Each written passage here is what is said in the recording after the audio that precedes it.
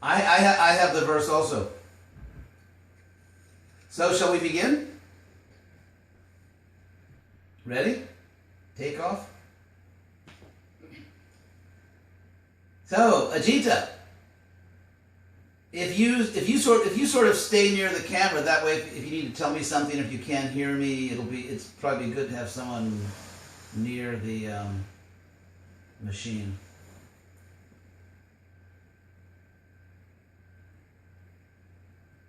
So we'll begin. Okay. Om Namo Bhagavate. Om Namo Bhagavate Vasudevaya. Om Namo Bhagavate Vasudevaya. So, are we going to chant this verse together, or should I just chant it? Yeah, maybe I'll just chant it if you don't mind. I'll hog the sloka. So, Tavat Jata Bhuvang Yuyang Brahma Kshatra Sameditang Sudhaya Dhvam Tapo Yajna Swadhyaya Bratadanina. So, Prabhupada's translation, this is Hiranyakashipu speaking, just like if you know the James Bond movie Goldfinger, this is the demon Gold Cushion. That's what his name means. So, while I am engaged in the business, this is Hiranyakashipu speaking, while I'm engaged in killing Lord Vishnu, who is God, so that's what he thinks he's going to do, go down to the planet Earth, which is flourishing due to Brahminical culture and a Kshatriya government. Kshatriya means sort of saintly rulers. These people on earth engage in austerity, sacrifice, Vedic study, regular vows and charity, destroy all the people thus engaged. Now Prabhupada's purport to this verse. Let's see. Okay. Hiranyakashipu's main purpose was to disturb the demigods, who are universal administrators. He planned first to kill Lord Vishnu, so that with Lord Vishnu's death, the demigods would automatically weaken and die. Another of his plans was to disturb the residents of planet Earth. The peace and prosperity of the residents of Earth and all other planets were maintained by Brahmanas, the teachers, and Kshatriyas, the rulers. The Lord says in Bhagavad Gita, Chaturvarnya Maya Srishtam Guna Karma Vibhagasha, according to the three modes of material nature and the work ascribed to them, the four divisions of human society were created by me. That means that according to the quality of a person's consciousness, they either act as a teacher, as a ruler, as a productive member of society, farmer, or craft, or a Shudra, a worker who assists the others. On all planets, there are different types of residents, but the Lord recommends, referring especially to planet Earth, inhabited by human beings, that society be divided into four varnas, as I just mentioned, Brahmana, Kshatriya, Vaishya, and Shudra. Before the advent of Lord Krishna on this earth, it is to be understood that the earth was managed by the Brahmins and Kshatriyas. The duty of Brahmins is to cultivate Shama, peace, peacefulness, Dhamma, self-control. This, of course, is Krishna's definition from chapter 18 of Bhagavad Gita. Titiksha, tolerance, Satyam, truthfulness, Socham, cleanliness, and Arjavam, simplicity, or literally straightforwardness. And then to advise the Kshatriya kings on how to rule the country or planet. Following the instructions of the Brahmanas, the Kshatriyas, the rulers, should engage the populace in austerity, sacrifices, Vedic study, and adherence to the rules and regulations established by Vedic principles. They should also arrange for charity to be given to Brahmins, sannyasis, and temples. This is the godly arrangement of Brahminical culture. People are inclined to offer yajna, sacrifice, because unless sacrifices are offered, there will be insufficient rain. Prabhupada quotes the Gita, Yajna Bhavati Parjanya, which will hamper agriculture. By introducing Brahminical culture, therefore, a Kshatriya government should engage people in performing offering, yajna, studying Vedas or spiritual knowledge, and giving charity. Thus people will receive their necessities for life easily, and there will be no disturbance in society. In this regard, Lord Krishna says in Bhagavad Gita, Ishtan bhogan hivo devan dasyante yajna bhavita tayar dattan apradayayvyo yo bhunte stena ivasa. In charge of the various necessities of life, demigods, being satisfied by the performance of yajna offerings or sacrifice, supply all necessities to man. But he who enjoys these gifts without offering them to the demigods in return is certainly a thief. The demigods are authorized supplying agents who act on behalf of the Supreme Personality of Godhead Vishnu.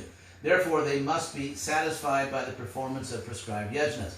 In the Vedas, there are different kinds of yajnas prescribed for different kinds of demigods, but all are ultimately offered to the Supreme Personality of Godhead. For one who cannot understand what the Personality of Godhead is, sacrifice to the demigods is recommended. According to the different material qualities of the persons concerned, different types of yajnas are recommended in the Vedas. So I'd like to say a little bit before I read the rest of the purport, so everyone understands exactly what Prabhupada, the point he's really making here. Because there's a lot of Vedic jargon, you could say, like yajna and kshatriyas and brahmanas. So the idea here regarding offering, it's just like, for example, the I believe they're called woofers. Any woofers there? Hey, greetings from the most humble country on planet Earth, the United States. So, the idea is making an offering. And to understand this, I want to refer to a very important verse in Bhagavad Gita in chapter 3, where Krishna says in Sanskrit, Evam pravartitam chakram, that there is a wheel. There is a wheel or a cycle, which in Sanskrit is called chakra, which has been made to turn. A wheel has been made to turn, or a cycle has been made to turn. And nanuvarti atiha jaha, and if one does not keep that wheel turning, then aghayur, indriya ramo, then one's life, and one's whole life, and the word for life here is ayur, as in Ayurveda.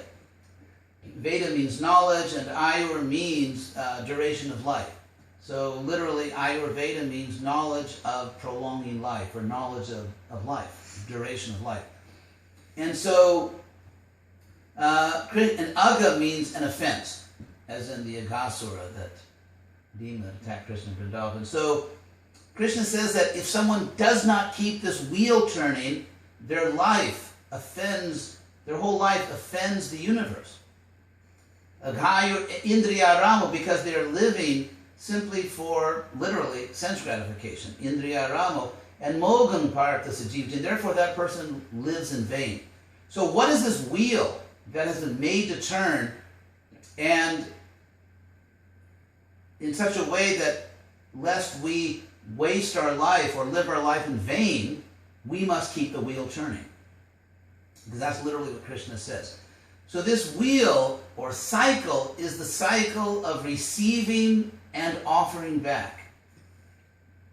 For example, if you go into a store in Australia or anywhere else, and you take some merchandise and walk out and don't offer anything back to the store, probably an alarm will go off and you'll get a free bed in jail that night. So the idea is, if you think about it, the very foundation of justice, the very foundation of civilization is reciprocity.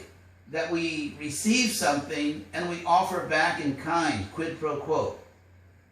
This is the principle not only of commerce, offering value for value, but it's also the principle of, for example, intimate relationships or friendship, marriage. If you are in a relationship and you feel that you're giving, but you're not getting back as much as you're giving, you're not going to be happy in that relationship, and it's not going to be a healthy relationship. Of course, if it's a relationship of parents and children, then sure, it's going to be a little lopsided. Obviously, parents have to give a lot more, although when the parents get elderly, the children have to step forward and then give to the parents. But still, the basic point here is that relationships, friendship, or romantic relationships, they are really based on reciprocity, a healthy relationship. So in terms of, or justice, for example, crime and punishment. There's a penal system in every country in the world, and the punishment that is meted out to a convicted offender has to match the crime. The punishment has to fit the crime. For example, in America, where a lot of people take law and order seriously, sometimes perhaps too seriously, but a lot of people were frustrated that there were repeat offenders and who would just continue to offend society by committing crimes. And so they started this 3 strikes you're out policy, where if you're convicted 3 times for anything, then these draconian, these horrible punishments fall upon you. And so it led to some absurd and tragic consequences, like someone, I don't know, shoplifted or something and ended up, 30 years in jail because there were these mandatory sentencing guidelines.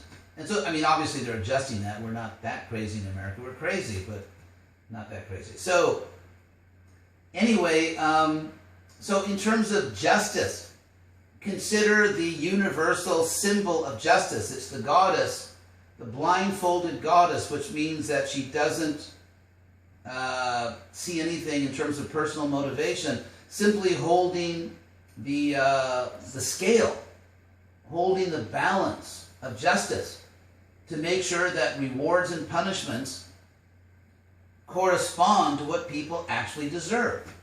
So at every level, in terms of justice, in terms of commerce, in terms of loving relationships, civilization is based upon reciprocity. Civilization is based upon reciprocity.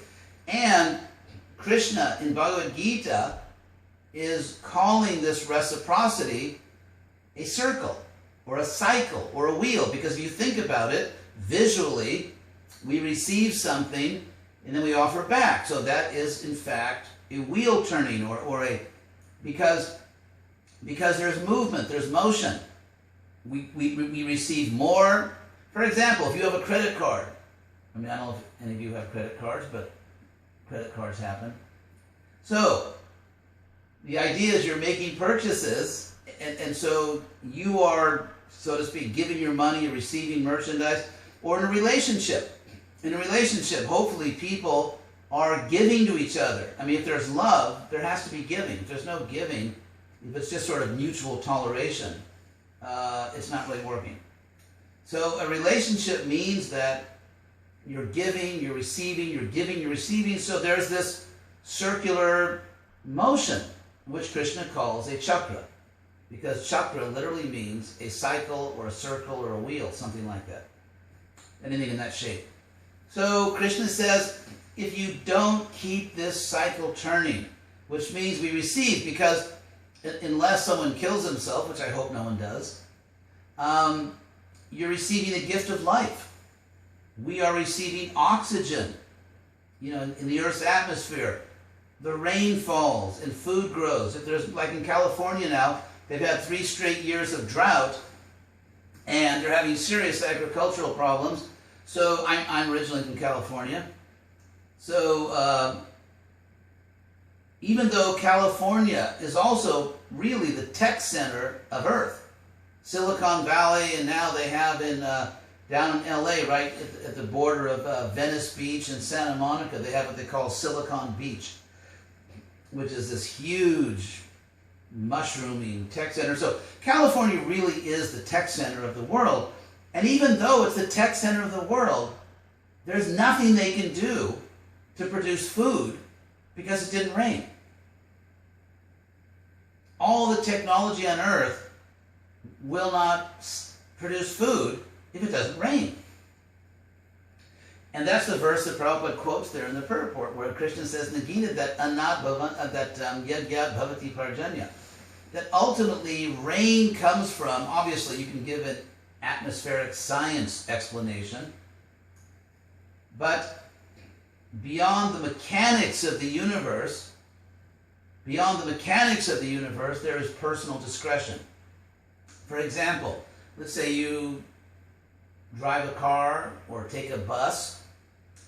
Those are machines. Cars and buses are machines, and yet there are people behind the machines. There's a ghost in the machine, namely the people that manufacture those vehicles.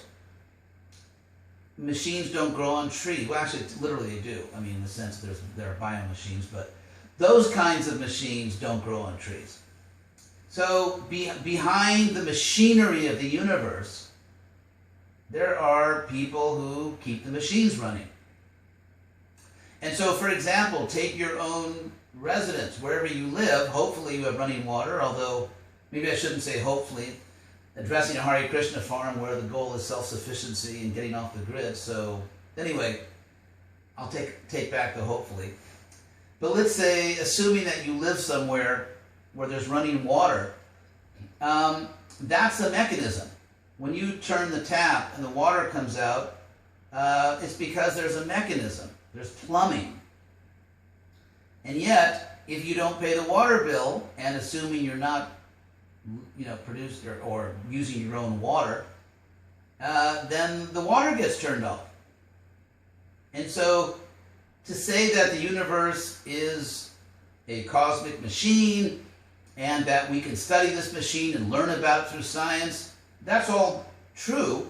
However, that is not incompatible with a higher understanding that someone made the machine, and that to be civilized, you have to pay your utility bills.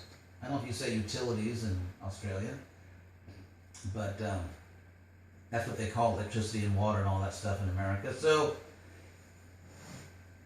it would be, actually, it's not mythological to think that someone is supplying the water and the sunshine. It's exactly the opposite. It would be incredibly naive to think that the cosmic water supply, the cosmic energy supply, sunshine, that there are no cosmic bills. There actually are. It's not free. Just like a child, if you think about a child, let's say, is growing up in a good family, the child turns the light on, turns the light off, the child turns the water on, with never a worry about bills. The child doesn't have, unless the parents are poor and complaining about it. But let's say in a family where the parents don't complain out loud about paying the bills, the children have no idea that someone supplied. They just think that's the nature of reality. That when you turn this little knob, water comes out. You turn, this knob, hot water, that knob, cold water. If you flick this switch, the lights go on. That's just the way the world is. That is a child's understanding. And so to think that it just happens to rain and the sun happens to rise, that's just the way the world is not, quote unquote, a scientific approach. It's actually infantile. And again, this higher understanding that there are actually beings with higher consciousness beyond or behind the cosmic supplies, that in no way rules out a material science. It may set certain limits on it, but it doesn't rule it out. It's just the understanding that beyond the merely physical is the metaphysical. Physical, of course, you know what that means. It means, the birds and the bees and rocks and water. So meta in Greek, the word meta means beyond or after. So metaphysical means that which is beyond the physical. By the way, all of us accept, although we may not know we accept, that there is a metaphysical dimension to the universe. The way I put it is, philosophy is like psychology. Even if you don't study it, you have one. Even if you don't study psychology, you have a psychology. And if you know nothing about psychology, you're probably not going to have much self-awareness about yourself. So since whatever you do, you will have a psychology, you might want to know something about it.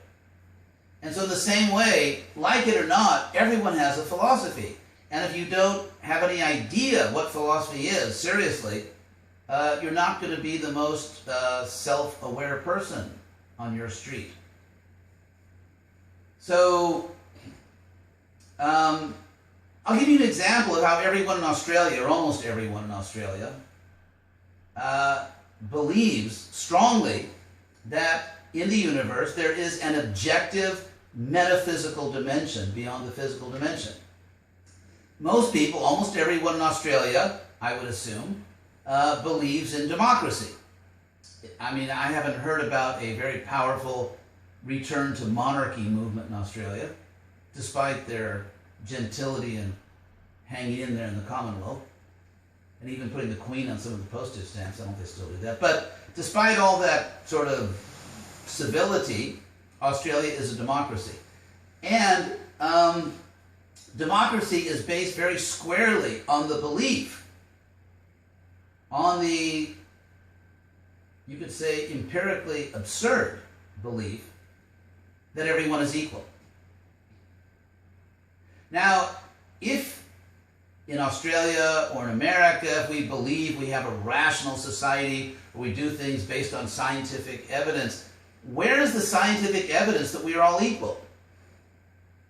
Any imaginable test that you could give to humanity, whether it's testing our ability in athletics, music, mathematics, management, emotional intelligence, any conceivable test that you could apply, empirical test that you could apply to humanity, will tell you very loudly and clearly that we are not equal.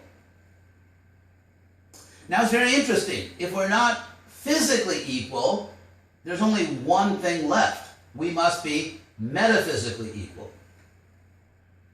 In other words, our equality somehow involves some reality of our existence which does not depend upon our empirical nature. For example, in Australia, I'm sure, as in America, theoretically, let's say if a rich man and a poor man, or let's say someone with a high IQ and a low IQ are accused of a crime, they're supposed to get the same justice. Now, in the real world, of course, we know there's a lot of corruption in the justice systems, probably more in America than Australia, I suspect. But anyway, the law is there, but the law, even if the law is not always perfectly applied, at least people buy into the validity of the law. And the law says that we're equal, even though we're empirically not equal. So that's an example. If you believe that people are equal in some way, of all races, of all different abilities, of all, like rich people and poor people should be equal before the law, should get equal justice. Rich people and poor people should all get one vote, and so on and so forth. If you actually believe that, that means that you believe in a form of civilization, a social and political system based on a fact which is empirically non-existent. That means you believe that not only is there a metaphysical dimension to the universe, but it's actually more important than the physical dimension. Because if the physical dimension was more important, then rich people would be better than poor people. And strong people, physically strong people, would be superior to weak people. And the law of the jungle would, in fact, be the way to go. If there's not a metaphysical equality, then the law of the jungle, might makes right, is the only rational form of government. So if there is, as in fact there is, a metaphysical reality which is over and above the physical reality of the world, how do you get at it? Why are we equal? Where did this come from? Who are we? We couldn't be our bodies because our bodies are not equal. We must be something beyond our bodies. And we are. We are souls. We are spiritual beings. So, another quick example to show that it's really logically virtually impossible that we are material beings. One is our very deep-rooted belief in equality, which is incompatible with a materialistic view of life. And number two, the fact that we have personal experience, as Krishna explains in the Gita, that our bodies are changing and yet we remain the same person. I think the number I always heard is every 7 years we replace all the physical elements of the body. The skin takes about 2 weeks. So if you touch someone's skin and get a thrill from that, and then touch them again 2 weeks later, you're actually touching a different body.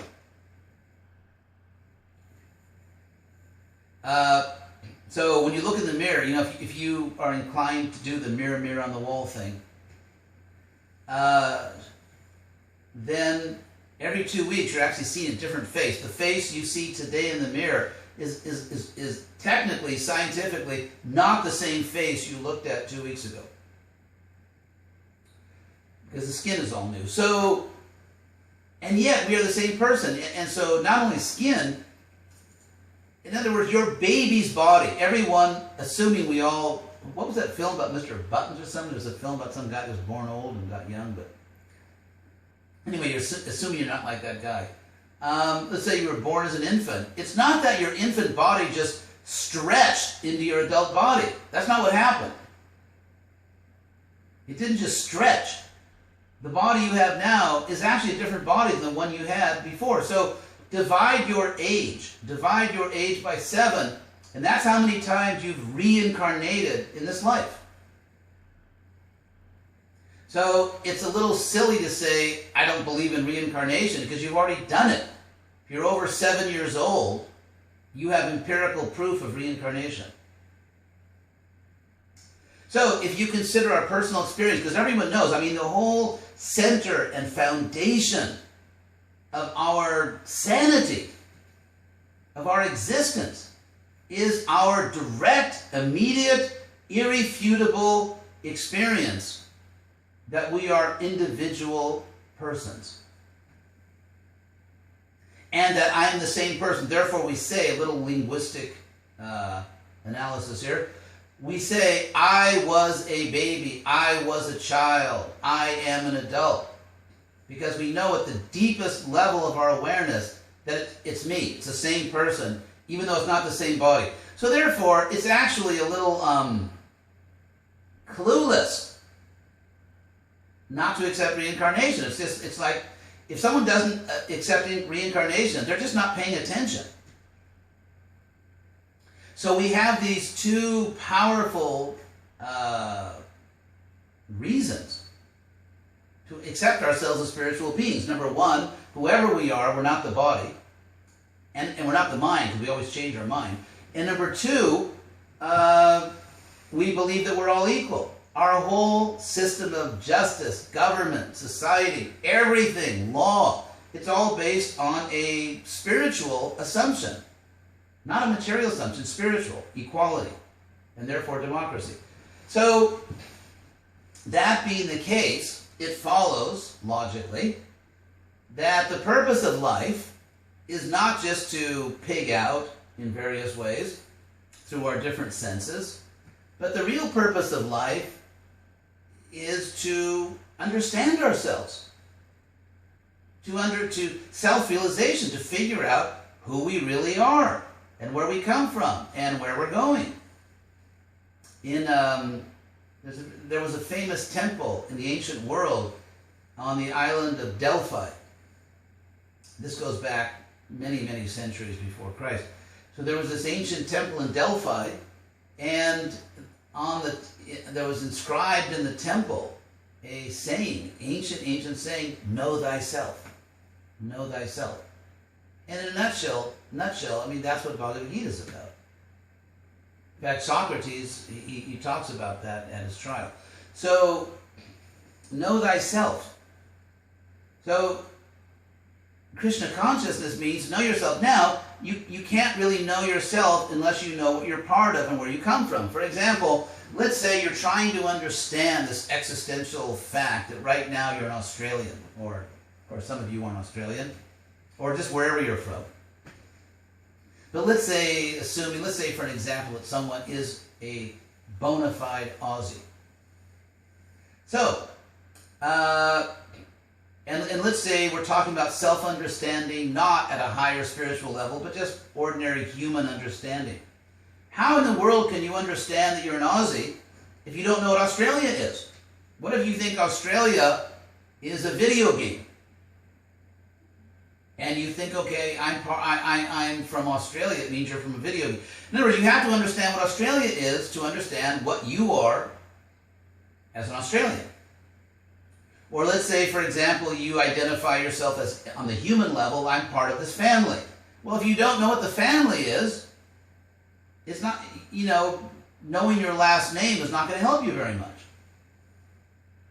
So whatever, at any level, whether at a human level or at a spiritual level, we never stand alone. We are always part of something greater. Either as part of your family, as part of your country, as part of your community, as part of Earth. And so ultimately we are part of God. Also because the universe is part of God and we are part of the universe. And so therefore, we cannot ultimately understand ourselves if we don't understand God. Now some people, because of negative childhood experiences, don't like the word God. So you can supply some other word if you need that to bypass childhood traumas with, I don't know, if you went to a bad religious school or something. But it's a perfectly good word when it's not misused. And it simply means the source of everything. The source of everything. So God realization and self-realization are really the same process. Because to understand yourself, you have to understand yourself as an individual, as a unique individual, and as part of and one with the rest of reality. If you only understand yourself as part of the big picture, but don't have a sense of your unique individual nature, then you sort of lose yourself and you become, you get too much into groupthink. And if you understand yourself as an individual, but don't see yourself as a part of the greater reality, you can just become an egomaniac or just loony. I mean, people that never come out of their house or cannot form healthy relationships with other people, it's not a desirable state to be in. So it's just like it in a loving relationship. You have to be strong as an individual, have integrity and self-awareness, and yet you have to really be in the relationship. If you think about it, in a relationship, let's say there's a couple, and so there's a male and a female. Let's use the old-fashioned example here. So let's say there's a male and a female, and they are two individuals. But when they fall in love, they become a third thing. There's a new thing comes to exist in the world, which is a couple. The word couple is a singular word. It's in the singular. A couple, one couple. And so there's a real sense in that language of taking two people and calling them one thing, a couple, or even a family. There's some reality to that. It's not just a way of talking. It reflects the deep reality that there really is a single thing, which is a couple. And there really is a single thing, which is a family. And yet, as we know from psychology and all social science, if you are simply, you can't lose yourself in this status of being part of a couple. You still have to have a healthy understanding of yourself as a unique individual. And so it's that balance. You can't just be an individual, because there is no such thing. We are all to some extent socially constructed, to some extent. So we can't merely be individuals, and yet we can't merely be part of society. We are individual and we are social. We are private and we are public. And that balance is what actually makes a healthy life. And so it's the same with our relationship with God. We are one with God. We are different from God. Even in our relationship with God, codependence is not a good thing. In other words, to lose yourself, to merge into God, it's like, hey, what's wrong? I mean, you need counseling. In any relationship, whether it's between a boy and a girl or whether it's between a soul and God, there has to be a healthy balance between individual freedom and loving union. And so that turns out to be the nature of reality, is that things are one, things are different. And there are some philosophies that say, no, things are just different. No, you're missing the oneness. You don't understand love. You don't understand the deep realizations of mystics, of the oneness of all that is. And if you just say everything is one, you are sort of philosophically or mystically committing suicide. And as I put it, suicide is not healthy, whether it's physical or philosophical. Suicide is just never really a healthy way to go. And so your relationship to nature, you are one with nature, and yet you are a unique individual. Your relationship to the people you love, you're one, but you are different and unique. Your relationship to God, you are one with God, and yet you are not God, and God isn't you, even though you're one. So that one and different is actually just the nature of reality. It's the nature, anywhere you look in the universe, take linguistics, take a word like word. The word word. Well, anyway, that's going to, I don't want to drive people daffy. Let's say the word boomerang. I know all of you are seriously involved with your boomerang. So take the word boomerang. On the one hand, it has 3 syllables. Boomerang. It has 9 letters. 9 letters and 3 syllables. And then you could talk about phonemes and so on and so forth. And yet, even though it has 3 syllables and 9 letters, it's one word. It really is one word. So even in terms of language, the word boomerang has, you can break it down into components, or it's just one word. It really is just one word. Or consider, for example, you're sitting there right now. We're all talking to each other. Well, I'm kind of hogging the mic here, but let's say we're having this class. And so in order for you to be present right now in this class and as a sane human being, you're actually performing 2 functions without thinking about it. And that is, you are aware of all the different things in the room. For example, when you sit down, you make a distinction between the floor and the ceiling. Or you don't sit on top of somebody unless, I don't know, normally people don't sit on each other unless it's part of some theater, or they're insane, or they're violent. But let's say in normal circumstances, you look for a place to sit where someone else is not already sitting. Or, for example, so there's all these distinctions you're making. And you're hearing language. If you study it scientifically, the fact that you can understand what I'm saying in English means that your brain is performing extremely sophisticated operations right now. Language is extremely sophisticated in terms of recognizing different parts of speech, in terms of recognizing the order the words are in, semantics, or and the morphology, the different structure of the words, and the nuances, my tone of voice. When am I being sarcastic? When am I being sincere and earnest? So that's why computers cannot have interesting conversations, actually, even today, because just normal human speech is more sophisticated than the computers we have right now. And so computers, you can get computers to talk to each other, and like if one computer says this, the other one says that. But in terms of a fully nuanced, rich conversation with all the depth of serious human communication, computers can't do it.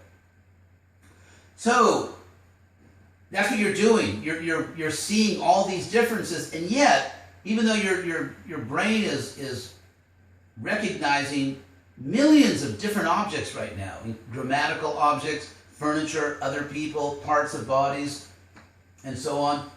And when you shake hands with someone, you know not to reach for their foot or grab their ear.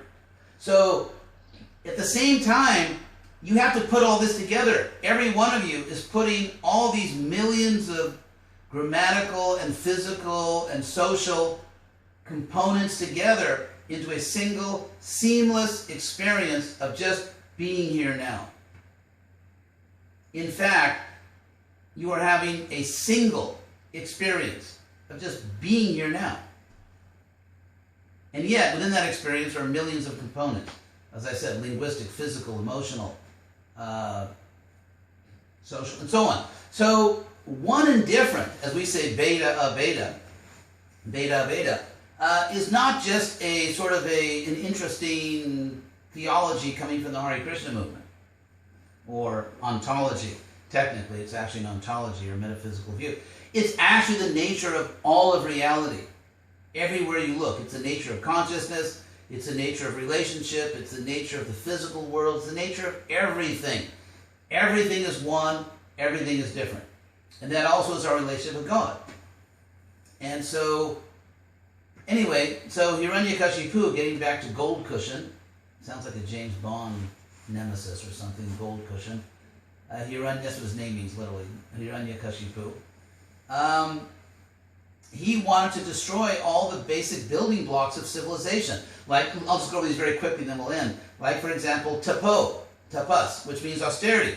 If people in a society cannot perform austerity, they descend into utter barbarism. For example, let's say you're walking down the street and you're physically attracted to another person. You can't just go and jump on them. Or if you're a man, like sort of pull a caveman thing, get out your club, beat the fair maiden unconscious and drag her by her hair back to the cave. Treat them mean, keep them keen. So, hopefully we've transcended that. So, it's an austerity. Because what does austerity mean? It means desiring, a desire you have, even a strong desire for a higher cause. So that you cannot simply physically subdue another person because you feel a strong sex desire. Or if you walk into a store and see some object you like, you can't simply steal it. You can't, if someone is competing with you for a job, for a girl or a guy, you can't just kill the other person. I mean, people actually say, it's sort of common, people get real angry, they say, I'm going to kill you, or something like that, but most of the time, thank God, they don't actually do it. So anytime you restrain yourself, you may want to eat a lot, but you're going to be spend all of tomorrow in the bathroom, sick. So we constantly are restraining ourselves. We are constantly denying what our lower self, what our most bestial dimension, as Freud would call it, the id. We are constantly denying that id. We are constantly restraining ourselves for the purpose of being civilized, for the purpose of staying out of jail, for the purpose of, just because we know that we should respect other people. We are constantly doing that. So if you destroy austerity, tapas, again, you're destroying one of the essential foundations of civilization, not to speak of spirituality. And the next one is yajna, offering. I already explained that. If you don't keep the cosmic wheel turning, you offend the universe and God, and then everything starts to be disrupted. And then the next one is swadhyaya, study. We have to study spiritual wisdom. We have to understand, for example, why we're equal. We have to understand why it is that our body is changing, but we are the same person, somehow, at some level. So, without spiritual wisdom, we do not fulfill the ultimate purpose of our life. And then vrata. Vrata just means keeping your word. It just means keeping your word. If in a society no one is good to their word, but you said that you were gonna come and see me. Well, I hope you weren't supposed to take that seriously. But you promised me that we had a deal. Well, you shouldn't have taken that too seriously. But you signed. Well, never mind that. I have lawyers. They can get me out of it. In other words, if people do not keep their word, their promises, because vrata in Sanskrit means a vow, it also means a promise. How can you have civilization when people don't keep their promises? Then you end up where almost like every fourth person is a lawyer, because everyone is suing everyone else. I don't know if in Australia, if you've reached those heights of civilization that we have in America. So, vrata means a promise. You keep your word. That's what the word vrata means. In fact, we still have that word in English, a vow. The English word vow comes from vrata, through the Latin voto. Like, for example, when you say devotee, or in Latin, devoto, the word devotee literally means one who keeps their word. The word devotee literally means a person that keeps their promise. So to be devoted, first of all, means that you're devoted to honesty and keeping your word. And then you have dhamina, charity. How can you have truly civilized society without generosity, without charity? Some people inevitably are better off. And if the people who are better off would rather, a bunch of other people starve so that the rich people can buy their 17th yacht or their 4th executive jet, even though the people don't even have water to drink, it doesn't work. The system collapses under its own evil weight. So again, when you talk about mercy, kindness, generosity, charity, sharing, those are all indicated by the word dhamma. So again, this is not, I want to say all these things, but this is not some very, how should I put it, peculiar sort of Indian thing or Vedic thing. These are universal principles. The principles of sometimes denying your own selfish and even beastly desires for the sake of justice and mercy and kindness and civilization. And keeping the wheel turning, receiving, but also offering back. Studying spiritual wisdom so you know who you are. Keeping your promises. And to the best of your ability, being generous. Being generous. And helping others who need help. That's what the Bhagavatam is talking about here. And these are the essential foundation, building blocks of civilization, not to speak of spirituality. You can't even be a civilized human being if you don't learn these things. Not to speak of a saint or a self-realized mystic.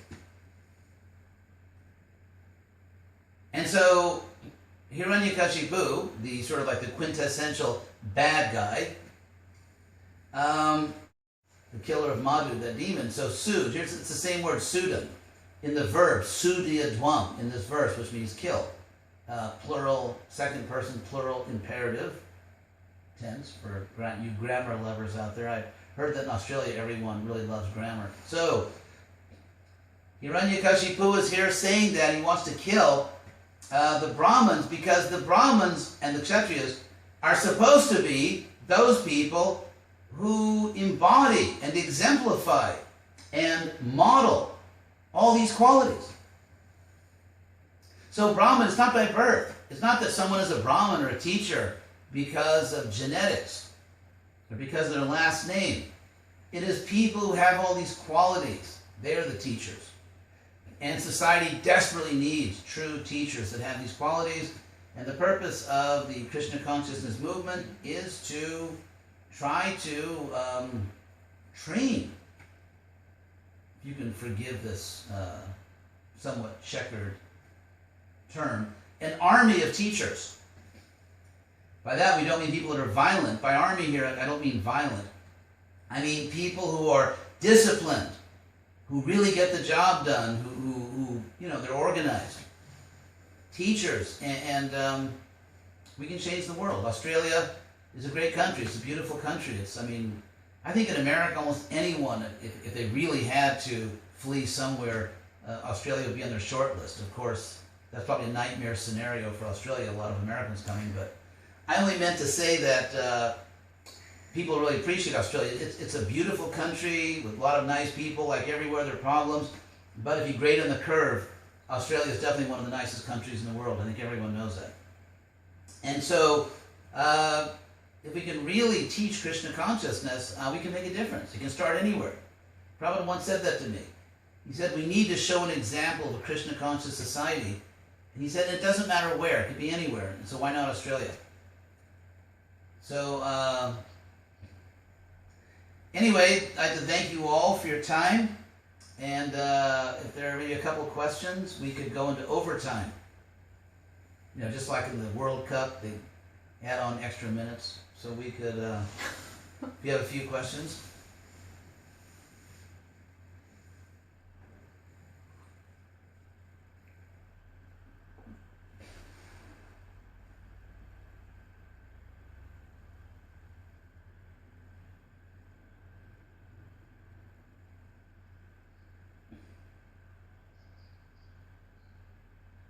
Equality means access to the same rights, of course. But that's not always a given. For example, people that don't have much money don't have the right to eat healthy food.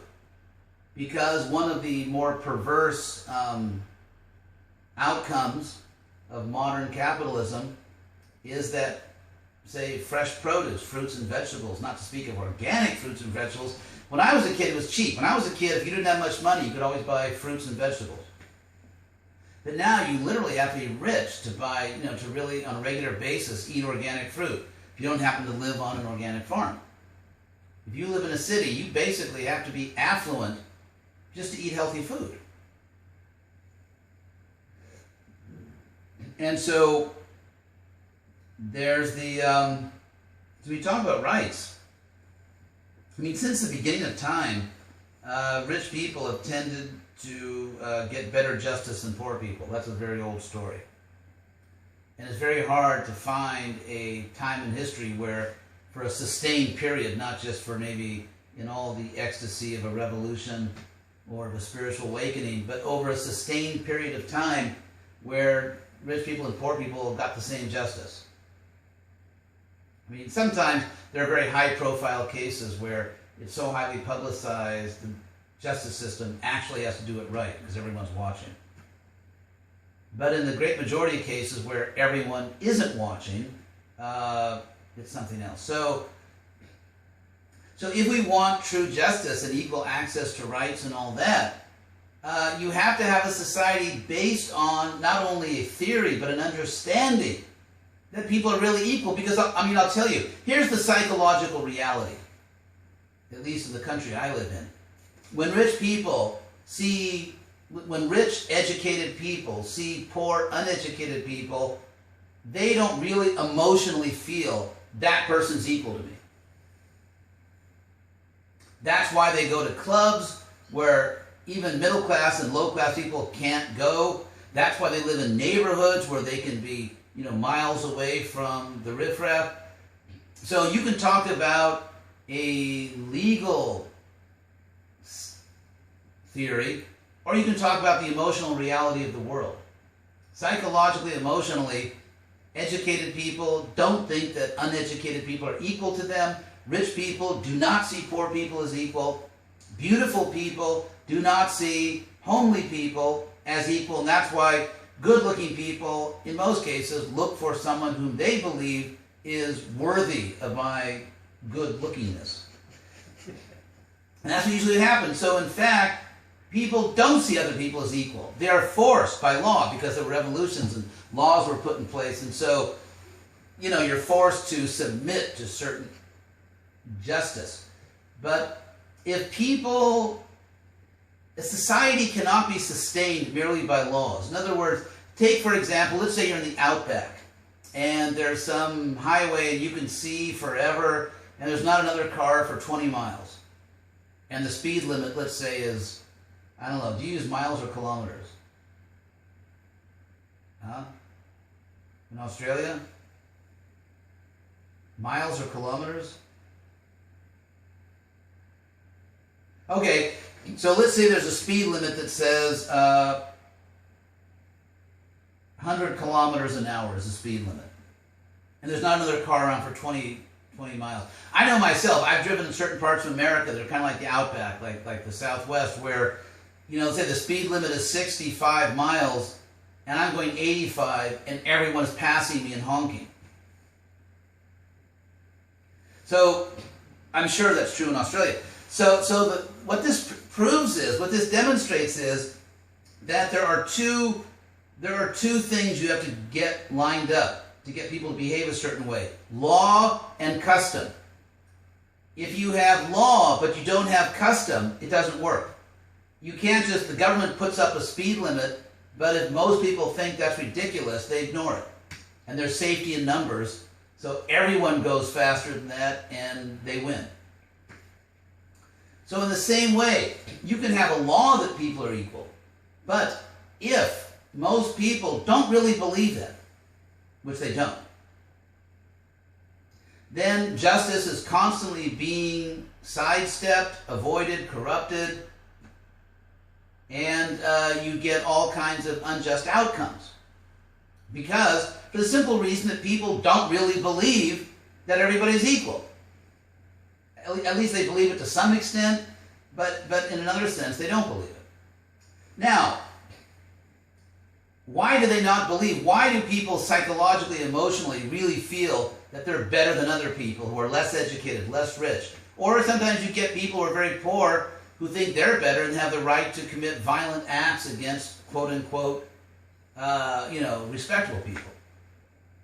So why? Because it goes both ways. It goes both ways. There have been revolutions where the poor people take over and commit atrocities against the rich people. If you look at the Bolshevik Revolution, if you look at the Maoist Revolution in China, they committed horrible, horrible atrocities, unjustly, against people whose only crime was they were educated. For example, when the Khmer Rouge, that crazy communist group took over Cambodia, they basically killed everyone that had a college education. Or they forced them to do the most menial, back-breaking work, or they could die. And if they didn't want to do that, and sometimes they just killed them anyway. There have been many revolutions where people who, even if they earned their money honestly and fairly, even if, you look at the French Revolution, if you read Tale of Two Cities by Charles Dickens, Tale of Two Cities is this shocking, unforgettable picture of injustice, of poor people against rich people. Now, there were a lot of French nobles who really were disgusting and exploitative, but some of them, as in the hero of Tale of Two Cities, I think it's Charles Darnel, was actually a good guy who did everything he could to help people, and yet because he had an aristocratic name, just because of his lineage, he became an outlaw, and he was put on trial and sentenced to die. Even though he actually had given up his money, worked for the poor, but he had the wrong last name, he came from a royal family, and therefore he was executed. Then what happens is, of course, to tell you, it's a great novel, Tale of Two Cities. He has a look-alike. There's this English lawyer, Sidney something, who looks exactly like him. They're like, you can't tell them apart. And this guy, he's a good guy, but he has a decadent life. He's an alcoholic. He really has a decadent life by those standards back then, Victorian standards. And so he sneaks in. He actually gets the good guy, the hero, gets him out of jail, takes his place, and goes to his death on the guillotine to save this person. And it's interesting because both guys were in love with the same girl. But she prefers the guy, the hero, because he's just a much better person. But this poor person, this drunkard, this English lawyer, he wants to redeem himself before God by making a sacrifice to save a better man. It's an amazing novel, Tale of Two Cities. It's justly famous. But in any case, you look at most revolutions, the French Revolution, the Khmer Rouge in Cambodia, the Maoist Revolution in China, the Bolshevik Revolution. There were all kinds of people. There were thousands of people murdered in cold blood in Russia for the simple reason that they were religious. They were religious. If you were a priest, even if you were a good priest, even if you cared about the people, you were murdered because the revolution was atheistic. So when we talk about injustice and not seeing people equally, it's not just about the rich bashing the poor. Sometimes it's the poor bashing the rich. So, therefore I'm saying, rather than just get into some kind of mundane political cause that sort of distorts real history, the fact is that we should see everyone equally. Rich or poor, educated. Krishna consciousness is not a war against the rich. It's not against the poor. It's just for everybody. Because everybody is part of God. Everyone. So how do you get people to see that way? Unless you have a spiritual society, unless something like Krishna consciousness really takes off, if it does, then people learn from childhood why everyone is equal. I mean, there's a great... Why everyone is equal? Because we're all equally part of God. Because we are all equally spiritual beings. So if you want real justice, what history shows is you've got to convince people and enlighten them about the real basis of equality, which is not physical, not empirical, but ultimately spiritual. So, I guess we're out of time. I hope you got your money's worth. I hope nobody wants a refund.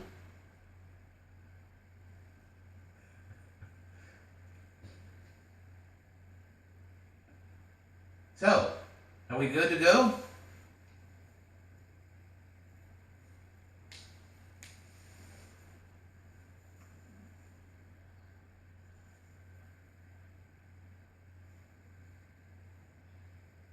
No, whoever's asking the question probably have to come right up to the microphone.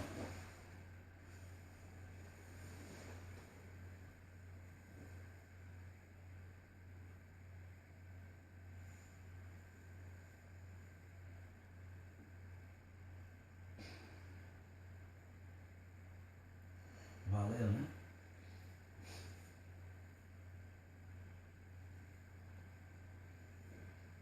Oh yes, who do I have the pleasure of speaking with there? Oh, Hare Krishna.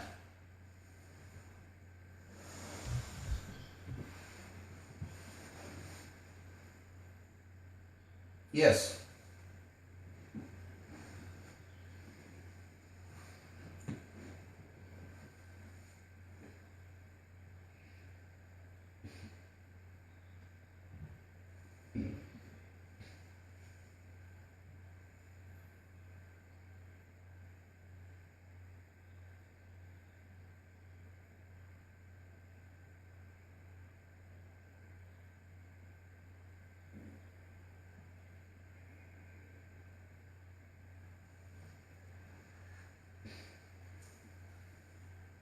Free will. Free will. After all, if people with equal abilities ended up exactly in the same situation, that would point very strongly towards some deterministic understanding of life. In other words, if you consider the difference between living things and just physical objects, if I for example, if I throw a ball, the ball has to fly in a certain way, according to the laws of physics. But you, in terms of your free will, it's not that you have to behave a certain way. In fact, if you know, there was something that was a very big thing in the 60s and 70s and even before that, called existentialism. There was a philosophy called existentialism. People like Jean-Paul Sartre and so on. I'm just trying to sit in a comfortable position. You know, with Hare Krishna movement, you got to sit cross-legged. So, the reason this movement arose is because with the discoveries of Freud, Sigmund Freud, people in the West thought that they really hit upon a true science of psychology.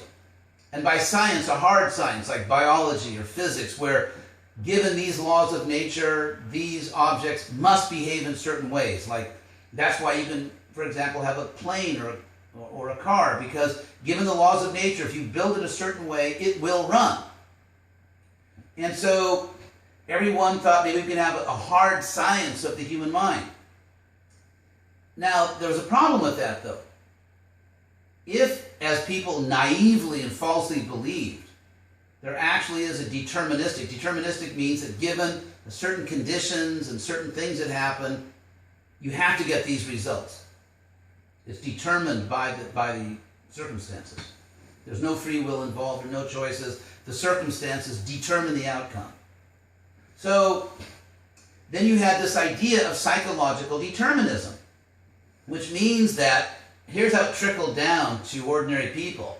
Okay, maybe I didn't treat you right. Maybe I wasn't nice to you, but you don't know what I've been through. And if you knew what I've gone through, you would realize that I had no choice but to be a total jerk in my relationship with you.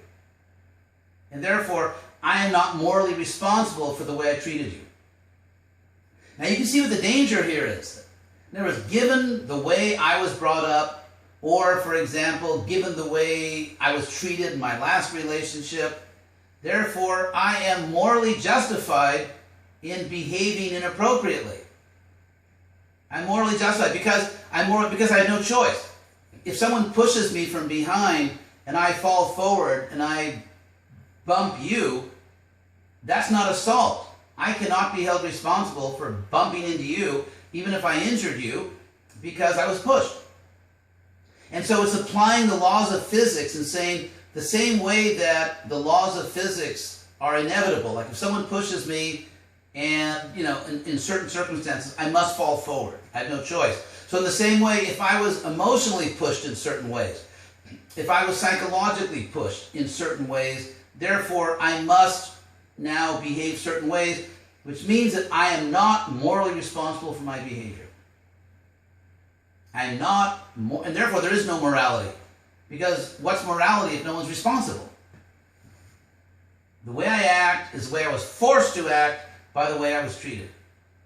And this is, of course, a disaster for society.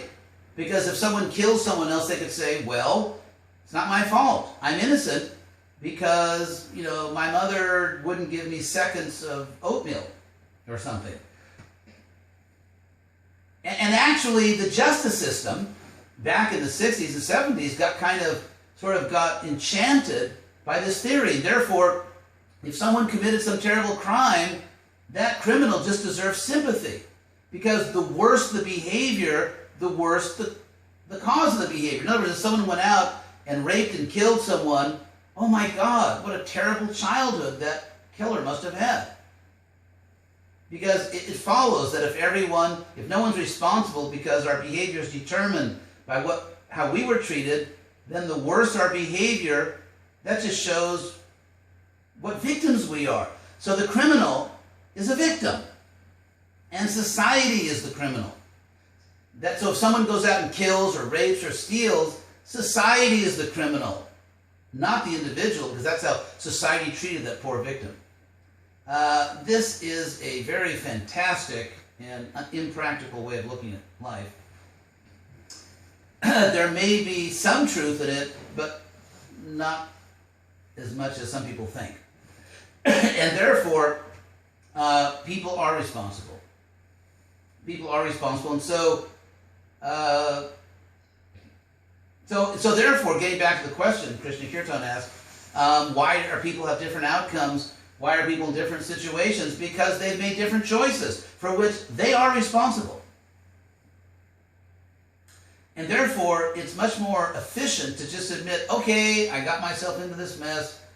Because if I admit that I'm responsible for my own mess, it's actually empowering. It's not disempowering. It's empowering because if I cause the problem, I can fix it. It's like, for example, let's say it turns out that you have a pain in your back because you're sitting improperly at your desk. It's body mechanics. Well, that's really good news because it's in your power to sit properly. And so when you accept responsibility for your troubles, you also empower yourself to fix them. So there's something very disempowering and really extremely destructive about people denying moral responsibility for what they do. So therefore, we are in different places because of our free choices. Anyway, that's kind of a long answer, but I thought I'd kind of go through that little thing for you. So, any other questions? I realize that if I keep going, I'm going to start competing with breakfast. And I know that given a sufficient time span, breakfast will always win. So any other question?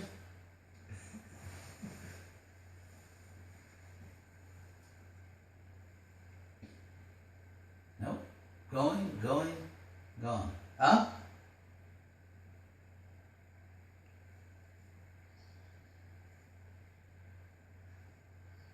Oh, sure. It's a pleasure.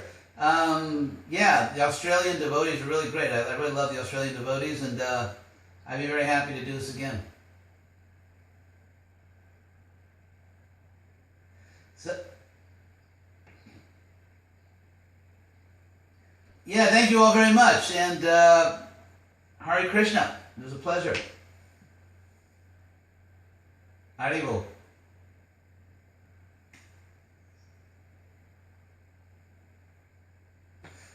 Hey, That was actually a good class. It was It's nice. good. I'm glad. You always give good classes. I mean, a class like that, devotees actually get like a real education.